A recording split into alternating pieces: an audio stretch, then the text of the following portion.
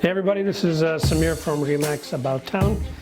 And the last couple of days I got a lot of calls from clients, from friends, from fellow realtors who are wondering what is going to happen to the market. So I would like to give you an educated opinion. Yes, I do have an opinion, but I like to back my opinion with some numbers. To understand the market, we have to compare last month, so March 2017 to March 2016. And there's 6 numbers that every person who has any interest in real estate should know. Here are the numbers. So number one, the number one number that you must know about the Toronto real estate market is that compared to March of 2016 to March of 2017, there were 4,267 less listings.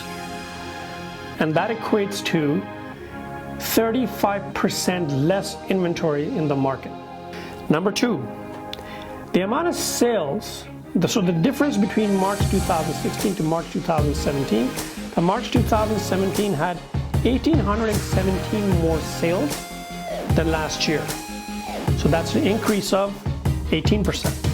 Number three, the average monthly available inventory. So how many months of inventory that's available in the market?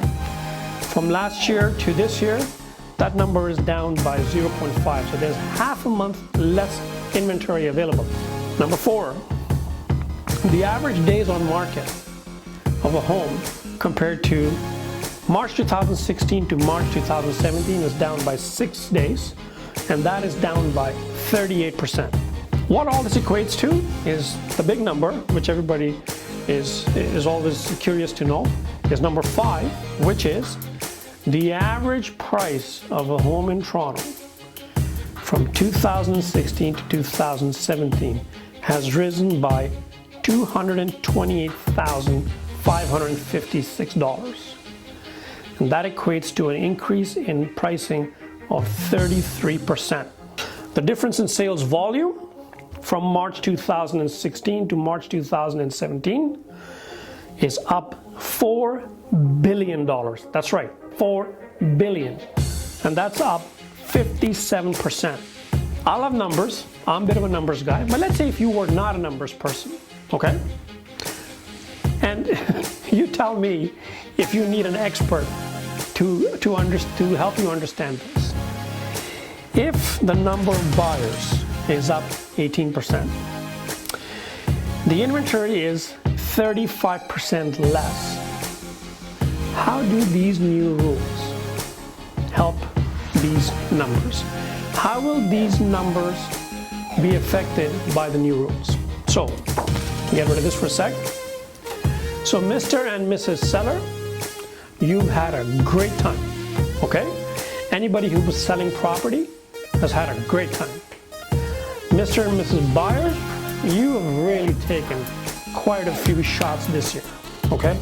And any agent, and by the way, all the people who are not in the real estate business who think that agents are making a killing, let me tell you, I've been in the business 10 years now, and this is one of the hardest years.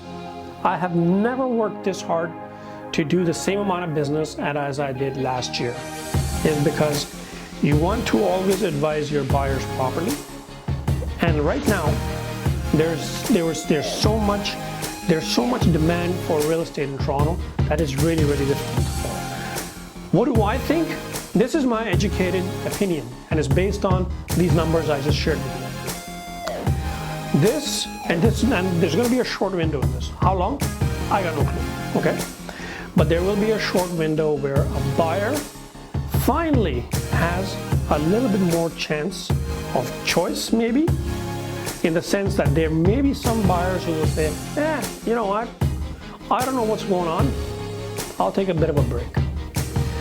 And if you're a buyer, if you're an investor, and you know what you want to buy, you have a price point in mind, take a stab at it. There's a small window of opportunity, okay? Because there will be a lot of people who don't know which way the market's going to sway. What is not going to change, because of what's happened, all of a sudden, you're not going to have all these buyers vanish out of the market. I don't think so.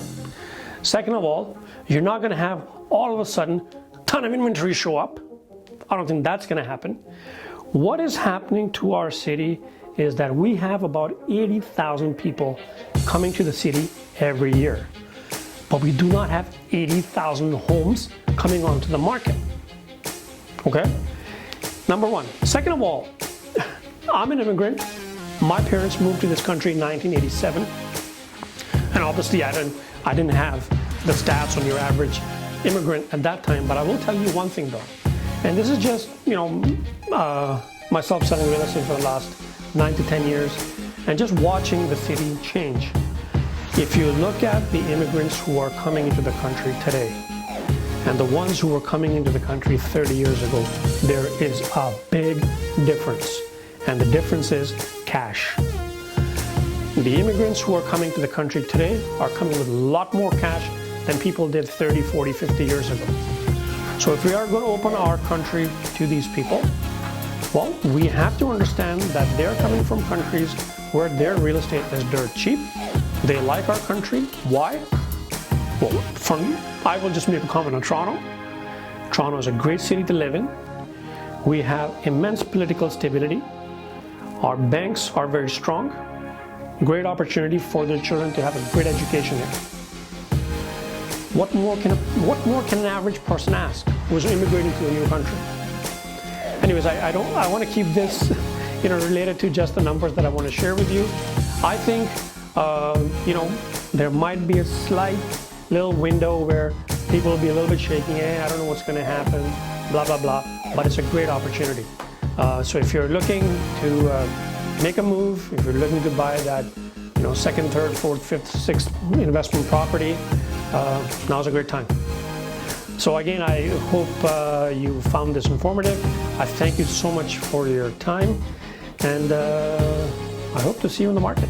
Thank you. Take care.